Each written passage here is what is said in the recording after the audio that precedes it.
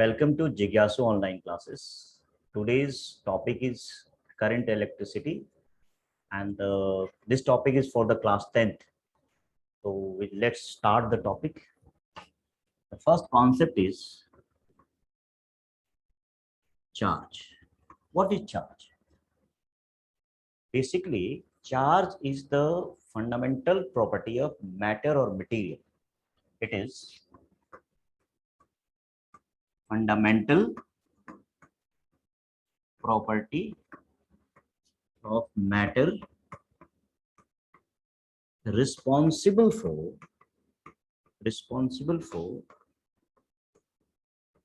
electromagnetic force.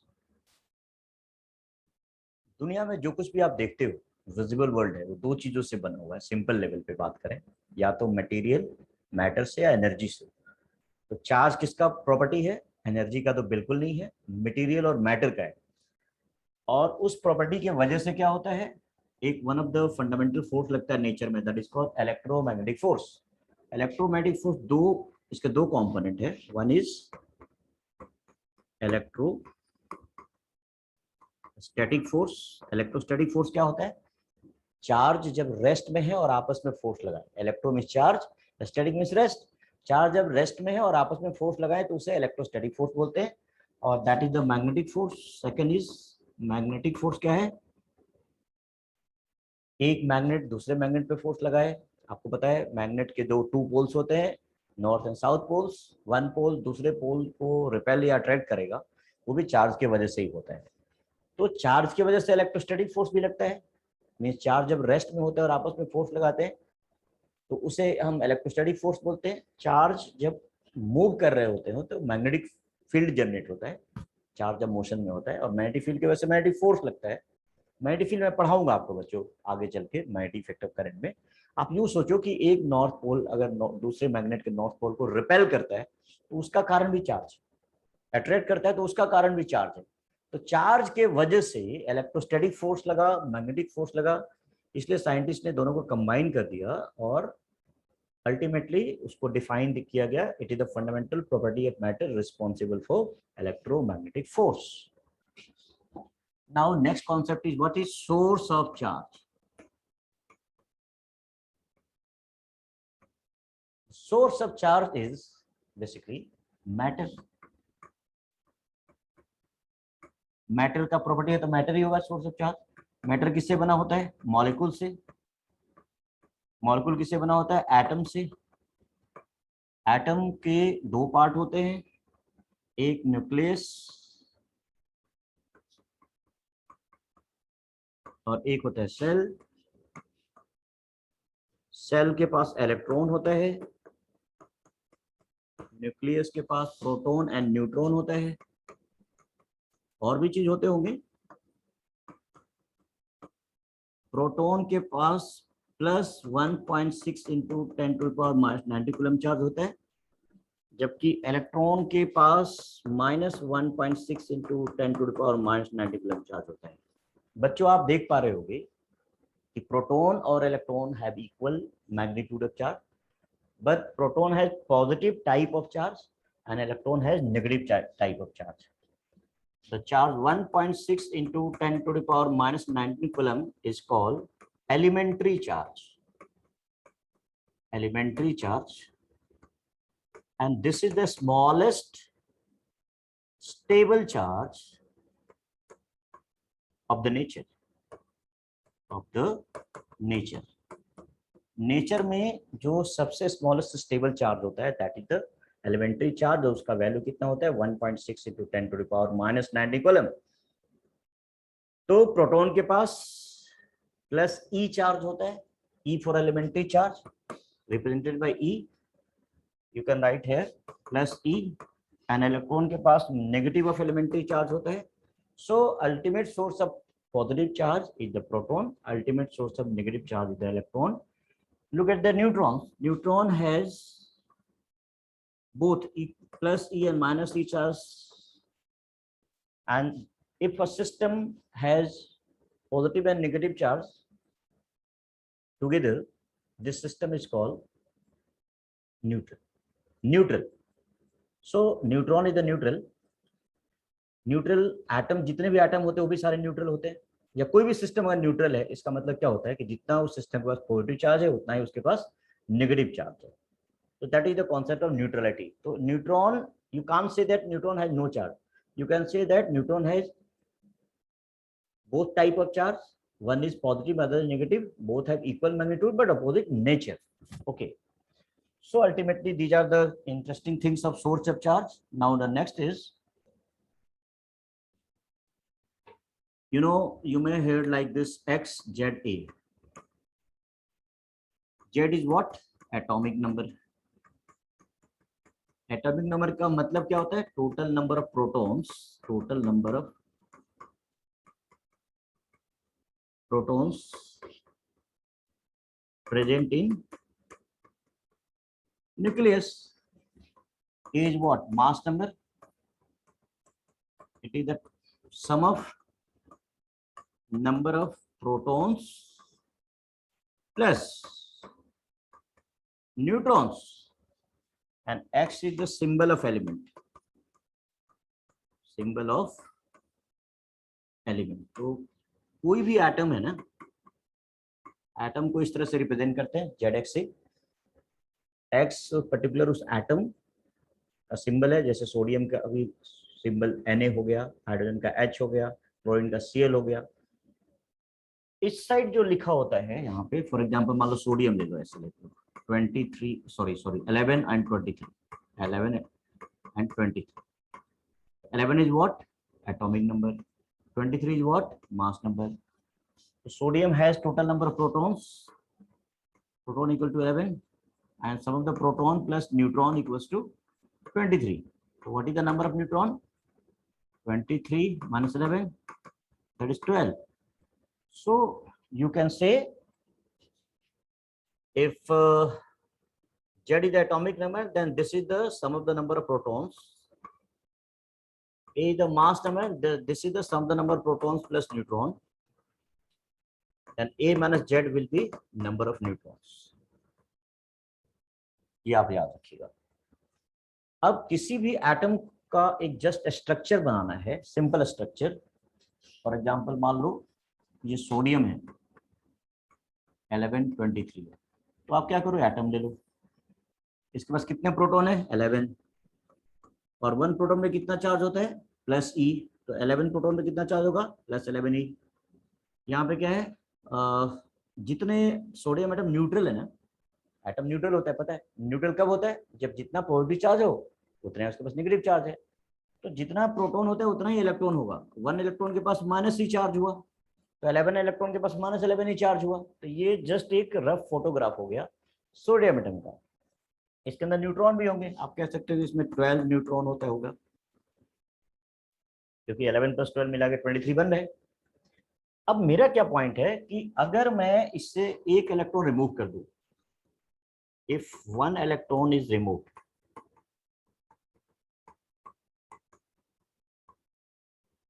तो net charge कितना आएगा, प्रोटॉन पे तो प्लस 11 ही चार्ज है। अभी इलेक्ट्रॉन 11 था ना, एक रिमूव करने के बाद कितने इलेक्ट्रॉन बच गए 10, उस पर चार्ज माइनस ई है, तो चार्ज ऐड कर दो प्लस ई आ गया। इसका मतलब प्लस 1.6 इंटू 10⁻⁻90 कूलम चार्ज आ गया।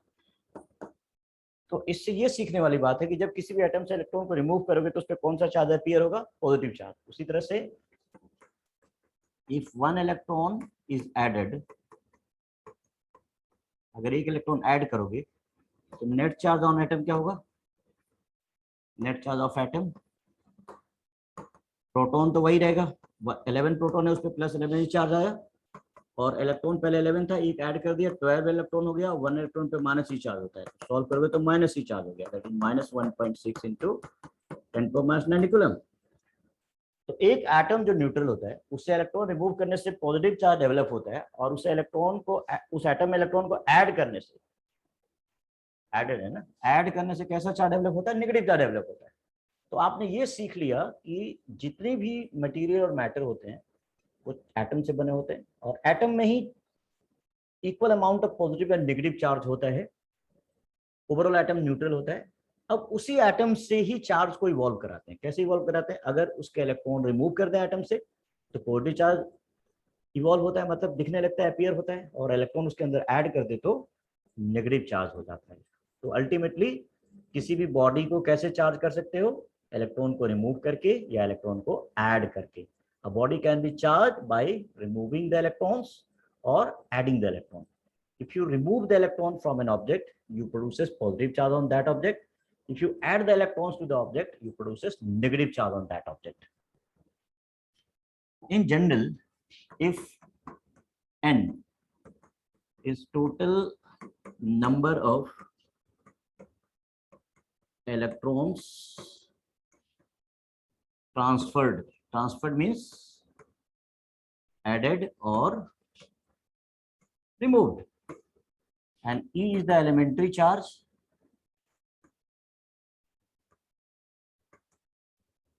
then charge produced will be plus minus Ne. Q equal to plus minus U Ne, where Q is the charge produced. Plus Ne कब लगे? इसके दो एस्पेक्ट है ना बेटा, Q equal to plus Ne and Q equals to minus Ne. यहाँ N क्या है? यहाँ N है नंबर ऑफ इलेक्ट्रॉन रिमूव्ड यहाँ पे, और यहाँ पे N क्या है? Number of electron added. तो बच्चों मैं आप ऐसे बोल सकते हैं Q equals to plus Ne, N number of electron removed है यहाँ पे, और यहाँ Q equals to minus Ne, यहाँ N number of electron added है, नंबर ऑफ इलेक्ट्रॉन्स एडेड, और यहाँ पे नंबर ऑफ इलेक्ट्रॉन्स रिमूव्ड। अब ये फॉर्मूला कब यूज करेंगे? जब आपको चार्ज प्रोड्यूस निकालना हो और नंबर ऑफ इलेक्ट्रॉन ट्रांसफर्ड करने ये दिया हो, चार्ज मान लो निकाल लो, आपको नंबर ऑफ इलेक्ट्रॉन ट्रांसफर्ड आपको दिया हो। तो जैसे एग्जांपल है कि कोई ऑब्जेक्ट है न्यूमेरिकल, एक ऑब्जेक्ट है, इसको आप -1 कूलम चार्ज प्रोड्यूस करना चाहते हो, तो कितने इलेक्ट्रॉन्स ऐड करोगे? एक दूसरा न्यूमेरिकल ले लेते हैं, एक ऑब्जेक्ट है, उस पर +1 माइक्रो कूलम चार्ज प्रोड्यूस करना चाहते हो, तो कितने इलेक्ट्रॉन्स रिमूव करोगे? मान लो 2 क्वेश्चन है, तो आंसर क्या है? Q इक्वल्स टू -Ne क्यों? आपने -1 कूलम चार्ज प्रोड्यूस किया ना, तो Q हो, इसलिए फॉर्मूला Q को -Ne लेंगे, बट यहाँ चार्ज Q का वैल्यू कितना है? -1 कूलम चार्ज, तो -1 कूलम लिख दिया। नंबर ऑफ इलेक्ट्रॉन एडेड निकालना है, ये एडेड हुआ ना, तभी तो नेगेटिव चार्ज प्रोड्यूस होगा, और E का वैल्यू 1.6 इंटू 10⁻⁻19 हो गया, तो N का वैल्यू हो गया 1/1.6 इंटू 10⁻⁻19। ये जो 10⁻⁻19 है ना, न्यूमरेटर में जाकर 10⁻+19 अपॉन 1.6 हो जाएगा। अब ये तो बहुत बड़ा नंबर है, 1.6 से कैसे डिवाइड कर सकते हो? इसको 10 इंटू 10⁻18 लिख लो, डिवाइडेड बाई 1.6 हो जाएगा। अब 10 को 1.6 से डिवाइड करो तो कितना हो जाएगा? 6.25 इंटू 10⁻18 हो जाएगा। तो मेरे प्यारे बच्चों, ये कैलकुलेशन से 10th वाले बच्चे बहुत डरते हैं। इसका सिंपल सा लॉजिक है कि जो एक्सपोनेंट है ना, उसको अलग से हैंडल करो और ये नंबर को अलग से हैंडल करो। जैसे -19 है डिनोमिनेटर में, तो उसको ऊपर ले जाओगे न्यूमरेटर में, तो +19। अब इतने बड़े नंबर को ऐसे छोटे नंबर 1.6 से कैसे डिवाइड करोगे? तो देखो ये 1.6 1 और 10 के बीच में है ना, तो इससे 10 बाहर निकाल दोगे, 10 इंटू 10⁻18 लिख सकते हो। फिर 10 को 1.6 से डिवाइड करो, 6.25 आएगा, ये तो कर ही सकते हो तुम।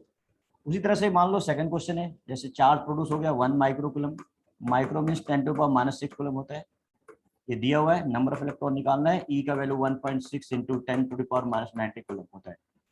Q इक्वल टू Ne हो गया, 10⁻6 इक्वल टू N हमें नहीं पता, 1.6 इंटू 10⁻19 हो गया, तो N का वैल्यू 10⁻6 डिवाइडेड बाई 1.6 इंटू 10⁻19। तो फिर फाइनली मैं यहाँ लिख देता हूँ बच्चों,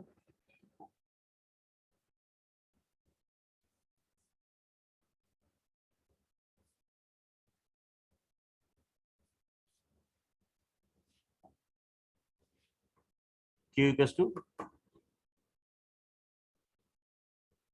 10⁻6 into 10⁻+19 upon 1.6, 10⁻19 - 13 upon 1.6, 10 into 10⁻12 upon 1.6, 10/1.6 6.25 होता है इंटू 10^12 इलेक्ट्रॉन। तो मैंने आपको समझाया कि जब आपको -1 कूलम चार्ज प्रोड्यूस करना था तो कितना इलेक्ट्रॉन ऐड किया, 6.25 इंटू 10^18 इलेक्ट्रॉन्स। और अगर 1 micro coulomb charge positive produce किया तो कितना इलेक्ट्रॉन रिमूव किया, 6.25 इंटू 10^12 इलेक्ट्रॉन्स। तो ये न्यूमेरिकल प्रैक्टिस आप कर सकते हो इस टाइप का। एक जनरल ट्रिक्स याद रखिए कि if you want to produce 1 coulomb charge you need 6.25 into 10^18 electrons. To produce 1 coulomb charge, whether positive or negative, you need 6.25 into 10^18 electrons. This is the shortcuts. 1 coulomb के लिए इतना चाहिए। कैसे आया, जो मैंने पहला न्यूमेरिकल किया था सबसे पहले आप देख सकते हो कि -1 कूलम चार्ज के लिए कितना इलेक्ट्रॉन ऐड किया था, इतना ही किया था, 6.25 into 10^18 electrons. Now the next concept is what? That is the conductor and insulator. Conductor is any material which has free charge carrier. Any material having free charge carrier. And insulator is what? Any material which has having no free charge carrier. No free charge carrier. Example, metal. All metals are conductors. Example, plastic, rubber. Okay. Graphite. Graphite is also a conductor, etc. Now, one thing you may have heard the first time, what is the free charge carrier? तो charge carrier जो freely move करे, charge carrier जो free to move हो. Now, what is the charge carrier? Anything which carry charge. So, charge carrier is electron. Electron carry the charge. Cation, anion. Cation carry positive charge. Anion carry negative charge. Electron carry negative charge. These are the important charge carrier. If this charge carrier is are free to move in any material, that material become conductor. Electron सभी जितने भी, चाहे वो metal हो, non metal हो, conductor हो, insulator हो, electron तो सबके पास होते हैं. बट मेटल कंडक्टर क्यों है? क्योंकि मेटल के पास ये इलेक्ट्रॉन फ्री टू मूव होते हैं. क्यों होते हैं, मैं एक लॉजिक देता हूं. नॉर्मली क्या होता है, मान लो एक सिलिंड्रिकल कंडक्टर ले लो. अब ये छोटे छोटे एटम से बना हुआ है. ये मैंने एटम दिखा दिया. ये सारे एटम्स हैं. एक जस्ट एक लॉजिक दे रहा हूं बच्चों, छोटे लेवल पे आपको समझने के लिए. पैक्ड है. अब क्या होता है, यहाँ सोर्स ऑफ एनर्जी है. सोर्स ऑफ एनर्जी क्या हो सकता है? द सन भी हो सकता है, रूम का टेम्परेचर भी हो सकता है, आसपास में और भी एनर्जी के कई सोर्स हो सकते हैं. उस सोर्स ऑफ एनर्जी से लगातार ये एनर्जी मिल रहा है इन एटम्स को, और उस एनर्जी मिलने से ये जो एटम है, एटम के आउटर सेल में जो इलेक्ट्रॉन है, ये न्यूक्लियस है बेटा, ये बहुत सारे सेल्स है, ये जो आउटर सेल्स है, तो ये इलेक्ट्रॉन है. बाहर से एनर्जी मिला, ये इलेक्ट्रॉन बाहर हो गया, एनर्जी लेकर के इलेक्ट्रॉन फ्री हो गया. तो बेसिकली एटम के अंदर सारे के सारे इलेक्ट्रॉन रिवॉल्व कर रहे होते हैं न्यूक्लियस में, न्यूक्लियस के बाद रिवॉल्व कर रहे होते हैं.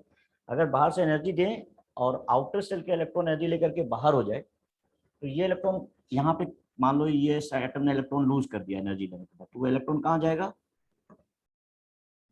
वो चलाएगा खाली जगह जो है, जिसे वॉइड बोलते हैं. ये भी लूज कर दे, ये भी इलेक्ट्रॉन यहाँ आ गया, ये भी इलेक्ट्रॉन यहाँ पे आ गया, ये भी इलेक्ट्रॉन यहाँ पे आ गया. ऐसे हर एटम ने मान लो एक एक इलेक्ट्रॉन लूज कर दिया, ऐसे लूज कर दिया. अब ये इलेक्ट्रॉन कहाँ पे? एटम के अंदर नहीं है. एटम के बीच में जो खाली जगह है, जिसे वॉइड बोलते हैं, वॉइड के अंदर. और ये इलेक्ट्रॉन फ्री टू मूव है, these are called free electrons.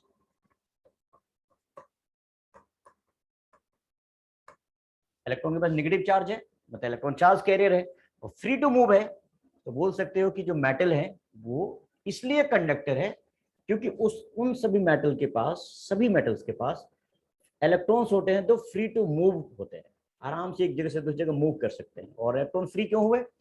क्योंकि पहले वो इलेक्ट्रॉन रिवॉल्व कर रहे थे न्यूक्लियस के बाहर से कहीं से एनर्जी मिला और एनर्जी लेकर के वो इलेक्ट्रॉन सेल से बाहर आ गए, आउटर सेल से बाहर आ गए और वायड में चले गए, खाली जगह पे चले गए और फ्री टू मूव हो गए। अब जैसे एक दूसरा एक्टिविटी मैं कराता हूं, ये मान लो बीकर है, इसमें क्या है, वाटर है, प्योर वाटर है, ये ना इंसुलेटर होता है। लेकिन इसी बीकर में अगर आप सोडियम क्लोराइड डाल दो तो क्या होगा, ये सोडियम आयन और क्लोरीन आयन में टूट जाता है और ये sodium ion free to move है, chlorine ion free to move है। तो इसका मतलब सोडियम और क्लोरीन आयन कैटायन और एनायन है। वाटर में डाला, पहले तो वो मॉलिक्यूल फॉर्म में बॉन्डेड थे ना, वाटर में डालते ही टूट गए, सोडियम आयन अलग हो गया, क्लोरीन आयन अलग हो गया, अर्थात वाटर के अंदर फ्री चार्ज कैरियर मिलना शुरू हो गया ना सोडियम क्लोराइड डालने के बाद। तो कोई भी मटेरियल जिसके पास चार्ज कैरियर हो और फ्री टू मूव हो वो कंडक्टर हो जाता है। तो यही प्योर वाटर जो है ये इंसुलेटर है, pure water is insulator. Why? Because it has no free charge carrier. But sodium chloride डालने के बाद यही वाटर जो है, जो सॉल्यूशन बन गया, सॉल्यूशन ऑफ सोडियम क्लोराइड, ये क्या हो जाता है, कंडक्टर हो जाता है। Aqueous solution of sodium chloride, aqueous solution, aqueous solution of sodium chloride, ये कंडक्टर हो जाता है। क्यों हो जाता है? क्योंकि इसके पास फ्री चार्ज कैरियर कैटायन और एनायन हो गया। तो आप समझ पा रहे होंगे कि कोई भी मटेरियल जिसके पास चार्ज कैरियर हो और फ्री टू मूव हो वो मटेरियल क्या हो जाएगा, कंडक्टर हो जाएगा। अब ये कंडक्टर इलेक्ट्रिसिटी कैसे कंडक्ट करता है? जैसे मान लो ये मेटल है, इसमें फ्री इलेक्ट्रॉन से बेचारे ऐसे,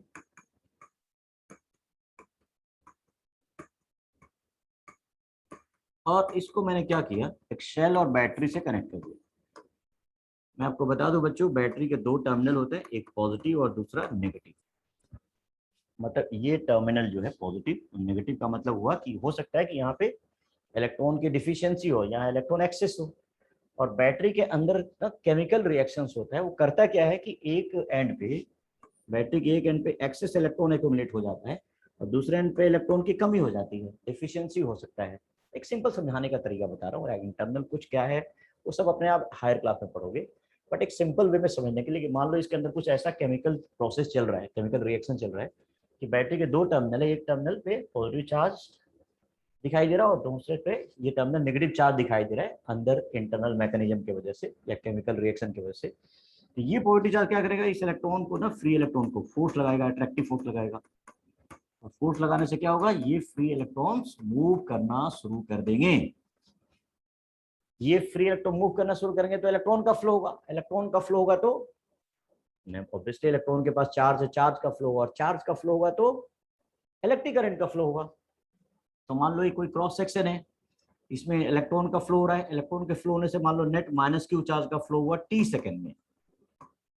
तो अगर टी सेकेंड में अगर माइनस क्यू चार्ज का फ्लो हो रहा है तो 1 सेकंड में कितने चार्ज का फ्लो होगा, या मैग्नीट्यूड ऑफ चार्ज क्यू ले लो, 30 सेकंड में Q magnitude of charge flow हो रहा है तो 1 सेकंड में कितना चार्ज फ्लो होगा, Q by two, Q by T. तो इलेक्ट्रिक करंट का वैल्यू क्या होता है, क्यू अपन टी।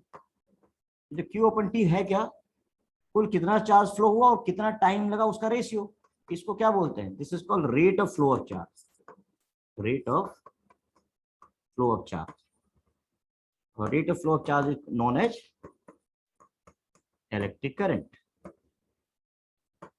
तो बच्चों एक बात में और इंटरेस्टिंग बात ऐड कर दूं, चार टू टाइप्स के होते हैं, पॉजिटिव एंड नेगेटिव। तो चार्ज का जब फ्लो होता है तो बोलते हैं करंट का फ्लो होता है, जैसे वर्ड है electric current, electric mean charge और current means rate of flow, means flow per second, flow in 1 second, flow in unit time.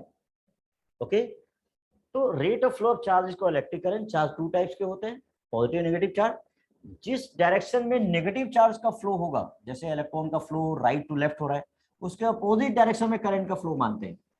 और जिस साइड या जिस डायरेक्शन में पॉजिटिव चार्ज का फ्लो होता है, उसी डायरेक्शन में इलेक्ट्रिक करंट का फ्लो माना जाता है। फिर से बोल देता हूं, direction of flow of electric current is along direction of flow of positive charge और opposite to direction of flow of negative charge. तो इलेक्ट्रॉन आर नेगेटिव चार्ज, अगर इलेक्ट्रॉन का फ्लो राइट टू लेफ्ट हो रहा है तो electric current का flow माना जाता है लेफ्ट टू राइट। ये क्यों माना जाता है, ये मैं आपको आगे चल के इलेक्ट्रिक फील्ड वगैरह का एडवांस कॉन्सेप्ट होता है 12th क्लास में, उसमें डिस्कस करेंगे। अभी तो मान लो ये रूल्स जो मैंने बताया। कि पहला point, rate of flow of charge is called electric current, लिखा हुआ है यहाँ पे। इलेक्ट्रिक करंट अगर आई हो सिंबल, तो आई का वैल्यू क्या होगा, क्यू अपन टी, जहाँ क्यू क्या है, चार्ज फ्लो हुआ, और टी क्या है, टाइम। ये सेकंड में होना चाहिए और ये कूलम में होना चाहिए। तो सिंपल इलेक्ट्रिक करंट का आपके बारे में मैंने डिस्कस किया। अब इलेक्ट्रिक करंट के बारे में कुछ और पॉइंट बता दूं।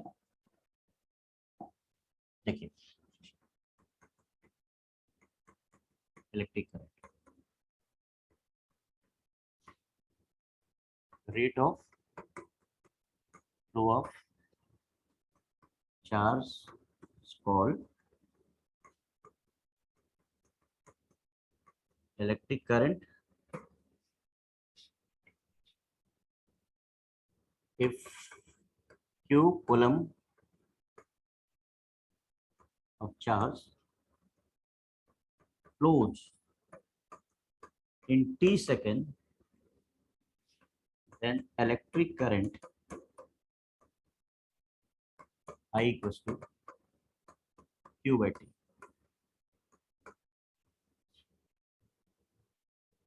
First important point, it is a scalar quantity. इसका SI unit of electric current क्या है, एम्पियर।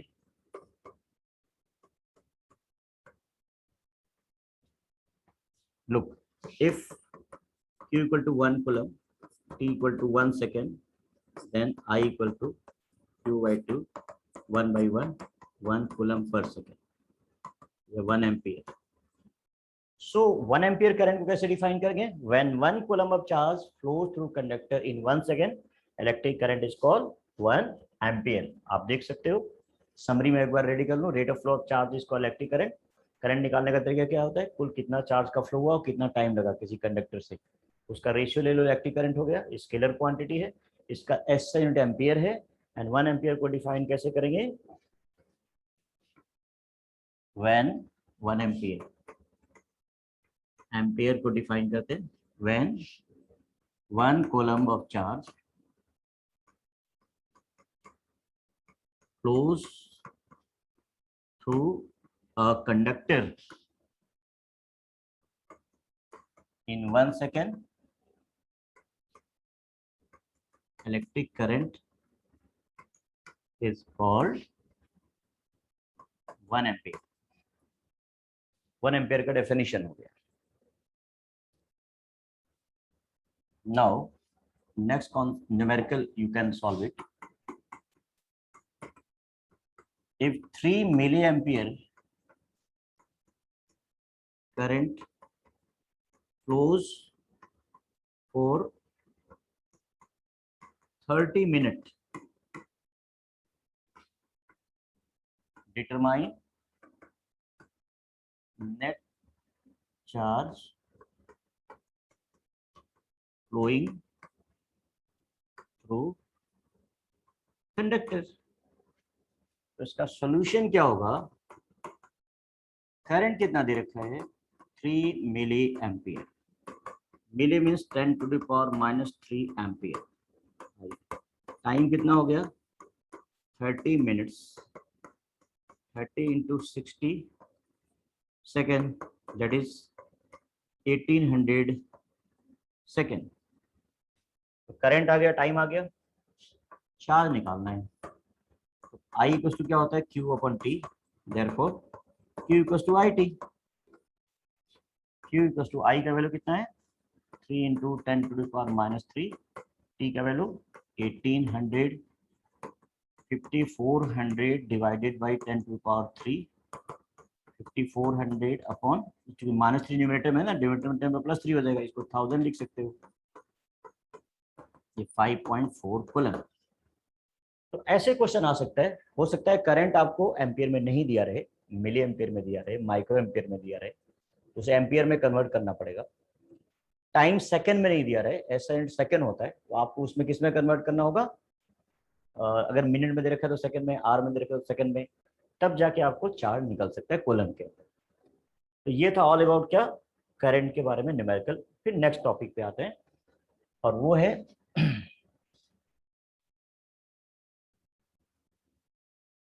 इलेक्ट्रिक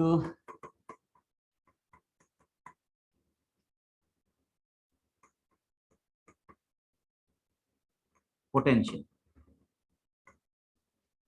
इलेक्ट्रिक पोटेंशियल, इसको समझने के लिए थोड़ा सा 10th क्लास के बच्चे बेचारे इलेक्ट्रिक पोटेंशियल से बहुत डरते हैं। मैं आपको बता दूं कि इलेक्ट्रिक पोटेंशियल क्या होता है, उससे पहले हमें ये समझना होगा कि क्या हम फोर्स जो किसी ऑब्जेक्ट पे लगाते हैं, मान लो हमारे पास एक माउस है, इस पे मैं फोर्स लगा रहा हूँ ऐसे, तो जब मैं मेरा फिंगर इसके साथ कांटेक्ट में होगा ना, तभी फोर्स लगेगा। तो क्या दो ऑब्जेक्ट के बीच जो फोर्स लगता है वो हमेशा कांटेक्ट फोर्स ही लगता है? अब जैसे आप देखो, ये आपका रेड कैप है, इसको मैं छोड़ता हूँ, ये अपने आप नीचे चला गया। नीचे अपने आप क्यों चला गया? आपने 9th में पढ़ा हुआ, क्योंकि अर्थ ने ग्रेविटेशनल फोर्स लगाया। तो क्या ये जब कैप जो था, जहां मैंने अपवर्ड रखा हुआ था, ग्रेविटेशन मतलब अर्थ तो इसके पास गया नहीं टच करने, वो तो दूर से ही पुल कर लिया। तो इसका मतलब हम फोर्स जो है बिना कांटेक्ट लगाए भी अप्लाई कर सकते हैं। जैसे ये मैग्नेट है, मैग्नेट के दो पोल्स होते हैं, नॉर्थ एंड साउथ। अगर यहाँ पीस ऑफ आयरन छोटा सा रखोगे तो क्या करेगा, इसको अट्रैक्ट कर लेगा। यहाँ पे रखोगे ये भी, यहाँ पे भी अट्रैक्ट कर लेगा। यहाँ पे रखोगे यहाँ पे भी अट्रैक्शन हो जाएगा, यहाँ पे रखोगे यहाँ पे भी अट्रैक्शन हो जाएगा। तो मैग्नेट के सराउंडिंग में बहुत सारे स्पेस हो सकते हैं जहां जहां पे मैग्नेट के वजह से मैग्नेटिक फोर्स लग जाए, पीस ऑफ आयरन, निकल्स वगैरह पे। इस स्पेस को क्या बोलते हैं? This space is called magnetic field. Magnetic field. तो बिल्कुल वैसे ही एक चार्ज होता है, चार्ज के सराउंडिंग में भी कोई दूसरा चार्ज लाओगे, तो ये पॉजिटिव चार्ज है, मान लो पॉजिटिव चार्ज है, ये भी इसको रिपेल करेगा बिना कांटेक्ट में गए। यहाँ पे रखते हो तो भी रिपल्सन होगा, यहाँ पे रखते हो मान लो नेगेटिव चार्ज रख दो तो अट्रैक्ट करेगा, यहाँ पॉजिटिव चार्ज रख दो तो रिपेल करेगा। तो एक गिवन चार्ज क्यू के सराउंडिंग में भी बहुत सारे स्पेस होते हैं जहाँ पे इस चार्ज की वजह से इलेक्ट्रोस्टैटिक फोर्स लगे, उसे हम क्या बोलते हैं? Electric field. जैसे मैग्नेटिक फील्ड समझ में आ गया था ना, मैग्नेट के सराउंडिंग स्पेस, तो वैसे ही चार्ज के सराउंडिंग स्पेस जहां चार्ज की वजह से फोर्स लगे ना, उसे इलेक्ट्रिक फील्ड बोलते हैं। हम सभी अर्थ के ग्रेविटेशनल फील्ड में रहते हैं, क्योंकि अगर हम अर्थ के सरफेस के कांटेक्ट में नहीं भी हो, हवा में भी, और हमें छोड़ दिया जाए हमें, तो हम ऑटोमेटिकली अर्थ हमें पुल कर लेगा। बिना कांटेक्ट में अर्थ हमारे बिना कांटेक्ट में अर्थ पुल कर लेता है, क्योंकि हम सभी अर्थ के फील्ड में है। तो फील्ड का कॉन्सेप्ट कब आता है? जब नॉन कॉन्टेक्ट फोर्स लगता है। एक ऑब्जेक्ट दूसरे ऑब्जेक्ट पे बिना ऑब्जेक्ट के कांटेक्ट में गए फोर्स लगा दे, तो उसको एक्सप्लेन करने के लिए फील्ड का कॉन्सेप्ट देना पड़ता है बच्चों। तो अब अगर कोई चार्ज है, क्यू चार्ज है, इसके सराउंडिंग में इलेक्ट्रिक फील्ड है, ये सराउंडिंग है, मान लो यहाँ इलेक्ट्रिक फील्ड है, इलेक्ट्रिक फील्ड में कोई पॉइंट पी है, इलेक्ट्रिक फील्ड में कोई पॉइंट क्यू भी हो, एस ले लो, एस ले लो, ये पी ले लो, ये ओ ले लो, अलग अलग पॉइंट है। ये चार्ज है, पॉजिटिव चार्ज है। ये पॉजिटिव चार्ज के इलेक्ट्रिक फील्ड में अलग अलग पॉइंट है।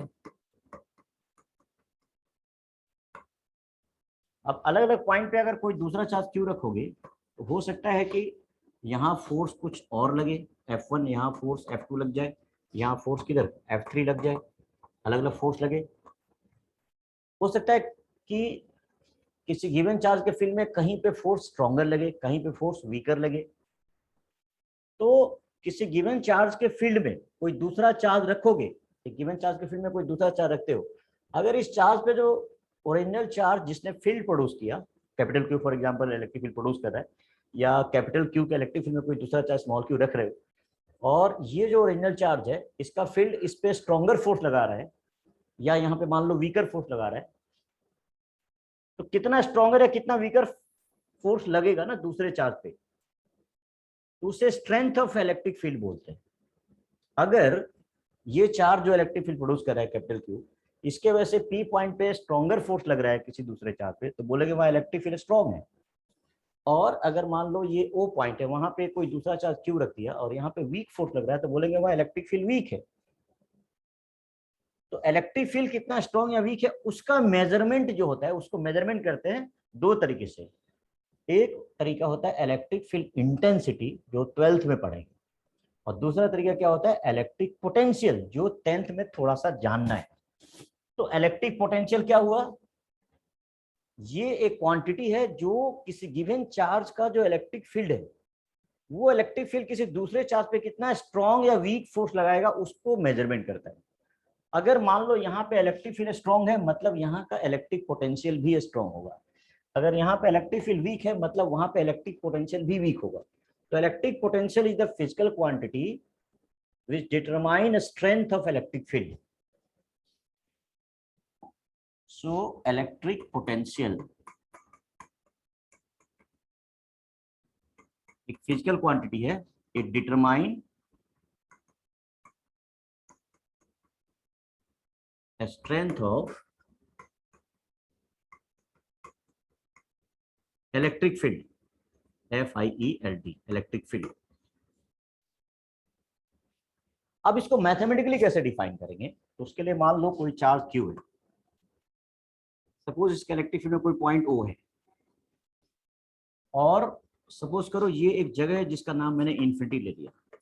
इन्फिनिटी एक थ्योरेटिकल जगह होता है, थियोरेटिकल होता है, जहां मानते हैं कि वो ये जो चार्ज इलेक्ट्रिक फील्ड प्रोड्यूस कर रहा है इस इतना दूर है कि इसके वजह से कोई अगर मैं चार्ज यहाँ रख दूं, मान लो हमने 1 कूलम चार्ज रख दिया, यूनिट चार्ज रख दिया 1 कूलम चार्ज, तो इस चार्ज को, इस चार्ज पे इसके वजह से, इसके इलेक्ट्रिक फील्ड की वजह से कोई फोर्स नहीं लगे। अगर मैं 1 कूलम चार्ज को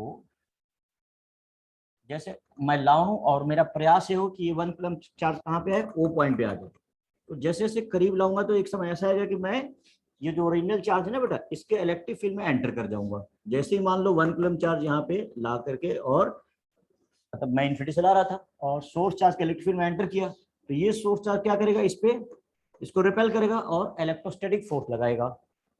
भाई ये चार्ज पॉजिटिव है, 1 कूलम चार्ज पॉजिटिव ला रहे हो आप, 1 कूलम चार्ज को सोर्स चार्ज के इलेक्ट्रिक फील्ड में एंटर करा चुके हो। अगर आप इसके इलेक्ट्रिक फील्ड में आ गए हो, ला दिए हो चार्ज को, स्मॉल क्यू को, 1 कूलम चार्ज को, तो ये ऑब्वियसली फोर्स लगाएगा, रिपेल करेगा ना, like charge repel each other, like charge repel each other. अब इसको रोकना है तो क्या करोगे, स्टॉप करना है यहाँ पे, तो आप एक्सटर्नल फोर्स लगाओगे अपनी तरफ से, आप you are the external force, आप लगाओगे, इसको रोक दिया। अब फिर क्या करो, 1 कूलम चार्ज को फिर हल्का सा डिस्प्लेस करो, हल्का सा फोर्स बढ़ा के फिर रोक दो। इस तरह से 1 कूलम चार्ज को धीरे धीरे क्या करो, डिस्प्लेस करो। और डिस्प्लेस करने का पर्पस क्या होना चाहिए कि ये जो 1 कूलम चार्ज है ना, यूनिट चार्ज है, इसका केवल पोजीशन चेंज हो, उसमें काइनेटिक एनर्जी का एडिशन नहीं हो। मतलब हल्का सा पुश किया रोक दिया, फिर पुश किया रोक दिया।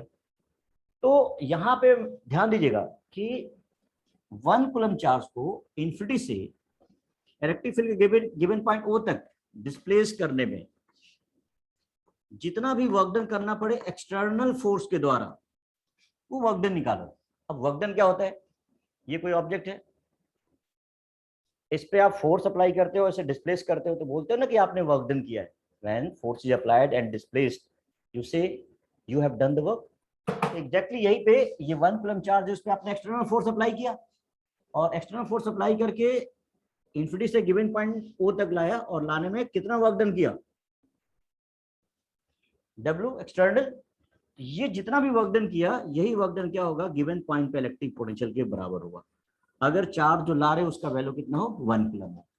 प्रैक्टिकली हम 1 कूलम चार्ज नहीं लाते, हम बहुत छोटा सा चार्ज लाते हैं, वो अलग इशूज है। बट आपको 10th क्लास में इतना समझ लो छोटे लेवल पे कि 1 कूलम चार्ज को इन्फिनिटी से इलेक्ट्रिक फील्ड के किसी गिवन पॉइंट ओ तक डिस्प्लेस करने में एक्सटर्नल फोर्स के द्वारा जो मिनिमम वर्क करना पड़ता है, वही वर्क डन क्या होता है, या तो मिनिमम वर्क बोलो, या ऐसा बोलो कि प्रैक्टिकली 1 कूलम चार्ज को इन्फिनिटी से गिवन पॉइंट तक डिस्प्लेस करने में, जिससे कि केवल इसका पोजीशन चेंज हो, यहाँ भी रेस्ट में था, यहाँ भी रेस्ट में रहे, केवल पोजीशन चेंज हो।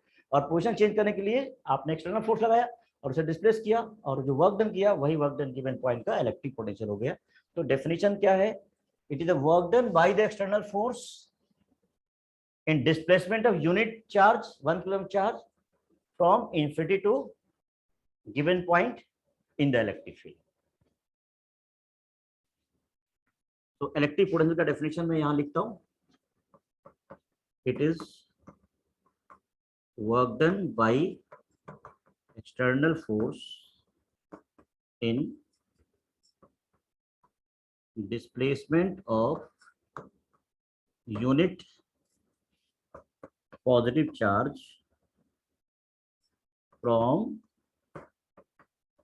infinity to given point in the electric field. In the electric field. अब इसको ये आप सभी देख लो, अच्छी तरह नोट कर लो, नोट कर लिया होगा। अब आगे की बात सुनो, एग्जांपल बता रहा हूँ। मान लो कोई चार्ज है, इलेक्ट्रिक फील्ड प्रोड्यूस कर रहा है, ये कोई पॉइंट ओ है। अगर इन्फिनिटी से इक्वल टू 1 कूलम्ब चार्ज को ओ तक लाने में एक्सटर्नल फोर्स के द्वारा वर्क डन करना पड़ा, मान लो 100 जूल पर कूलम्ब। 1 कूलम्ब चार्ज को इन्फिनिटी से गिवन पॉइंट ओ तक डिस्प्लेस करने में वर्क डन 100 जूल पर कूलम्ब किया, तो electric potential at given point कितना हो जाएगा? Work done by external force, that is 100 volt. 100 joule पर कूलम्ब को 100 वोल्ट बोलते हैं। अगर आप इन्फिनिटी से गिवन पॉइंट तक लाने में वर्क डन 50 जूल करते तो इस गिवन पॉइंट का पोटेंशियल कितना होता? 50 वोल्ट होता। इसी तरह अगर इलेक्ट्रिक 1 कूलम्ब चार्ज को इन्फिनिटी से गिवन पॉइंट तक लाने में वर्क डन अगर 20 जूल करते तो इस गिवन पॉइंट का इलेक्ट्रिक पोटेंशियल 20 जूल होता है। तो सीधी सी बात है, 1 कूलम्ब चार्ज को इन्फिनिटी से गिवन पॉइंट तक लाने में जो भी वर्क डन करना पड़े, वही work done numerically given point का इलेक्ट्रिक पोटेंशियल कहलाएगा, प्रोवाइडेड ये गिवन पॉइंट किसी गिवन चार्ज के इलेक्ट्रिक फील्ड में हो। पोटेंशियल हमेशा इलेक्ट्रिक फील्ड के स्ट्रेंथ को मेजरमेंट करता है। अब मैं आपको बता दूं इलेक्ट्रिक पोटेंशियल के बारे में कुछ पॉइंट।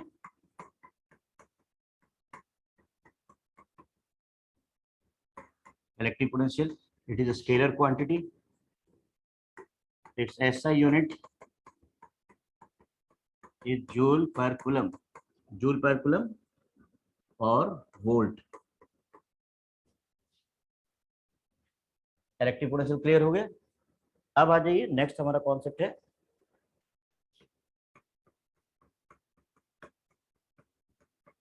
Electric potential difference. ये कोई चार्ज है, इस चार्ज के इलेक्ट्रिक फील्ड में 2 पॉइंट ए और बी है।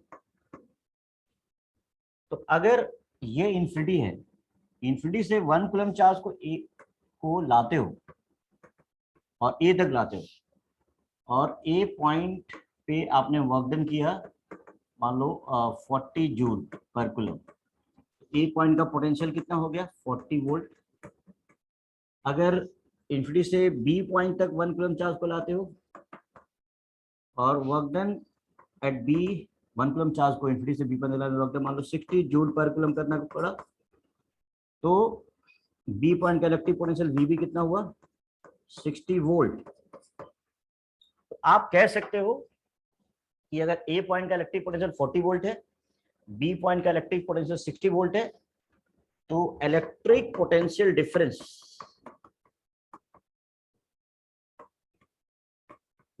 बिटवीन ए एंड बी कितना हो जाएगा? That will be V B minus V A, that is 60 volt minus 40 volt, that is 20 volt. अब एक और थॉट प्रोसेस है कि 1 कूलम्ब चार्ज को इन्फिनिटी से आप ए पे लाए, वर्क डन कितना करना पड़ा? 40 जूल।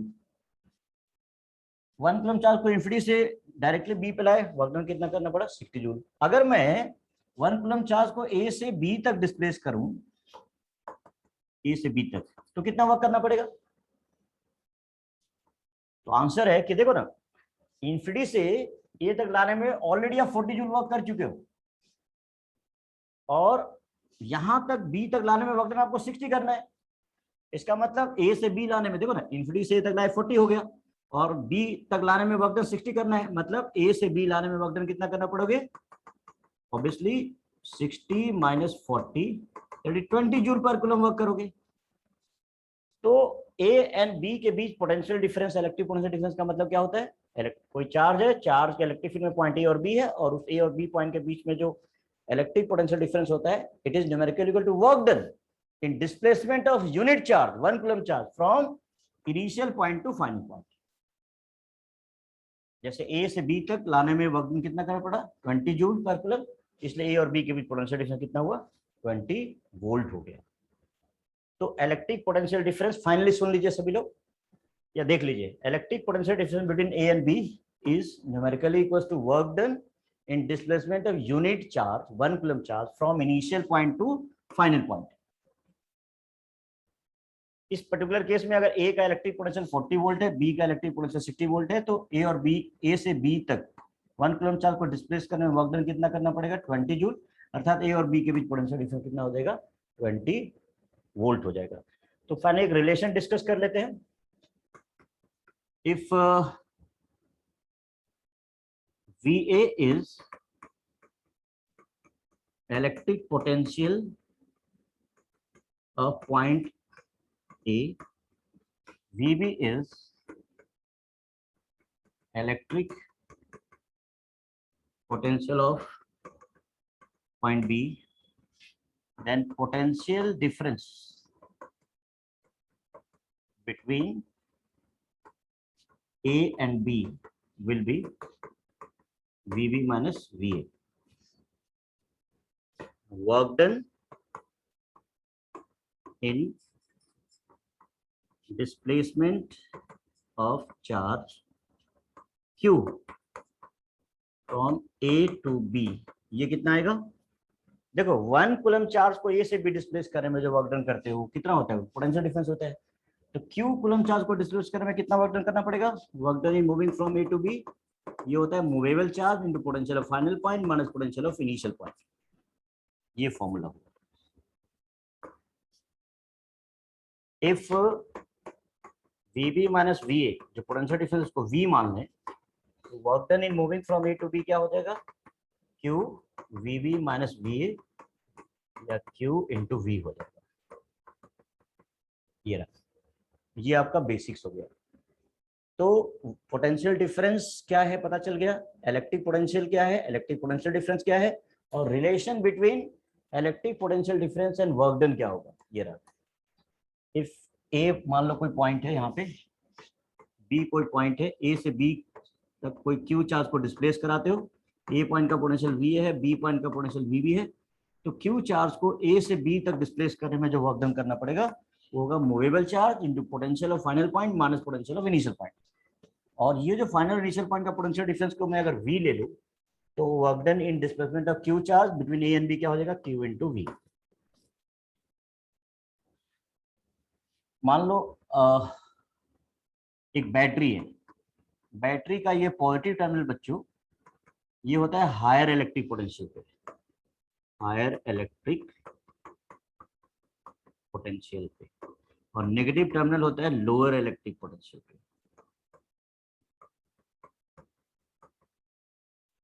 और ये पॉजिटिव और नेगेटिव टर्मिनल अलग अलग पोटेंशियल पे है, तो दोनों ही टर्मिनल के पोटेंशियल डिफरेंस का जो वैल्यू सपोज करो V दिया रखा है, मान लो 20 वोल्ट, 20 वोल्ट है।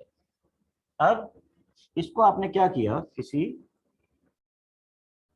वायर या कंडक्टर से ज्वाइन किया, मान लो Q equal to 4 coulomb charge को ना पॉजिटिव टर्मिनल से डिस्प्लेस करके कहाँ ले जाना है, नेगेटिव तक ले जाना है, सपोज करो नेगेटिव टर्मिनल B है, तो A और B के बीच का पोटेंशियल डिफरेंस कितना दे रखा है, 20 वोल्ट।